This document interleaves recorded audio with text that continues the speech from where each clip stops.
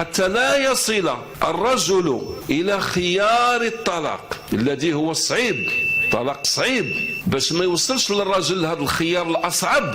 الله عز وجل عطاه ديك المراحل يتدرج فيها. وكاينه المراه اللي الراجل تيخاصم عليها وتينبهها وكذا، وكترجع وكتقول فعلا غلط، يا ربي تسمح لي، ما خصنيش ندير معاه هكا، وعلاش درت معاه هكا وما دار لي والو، وترجع الى ربها. كيخرج الراجل كيخدمني، كيجي كيلقى المراه في شكل اخر، وكتستقبلو بطريقه اخرى وبهيئه اخرى، وكتضحك معاه وطلب منه السماح، ومريضة ما عنده باس. هذه هي المرأة اللي باغا الخير لراسها، وباغا الخير لوليداتها، وباغا الخير لراجلها. اما العوجاء بحال ذاك المسمار ديال الهند، المسمار ديال الهند كيتسرح، الا مشيتي تسرحو ولا بغيتي تبقى مخلي عندك تخلي عندك عوج. كاين شي نوع النساء من هذه الطينه، نسال الله عز وجل يهديهم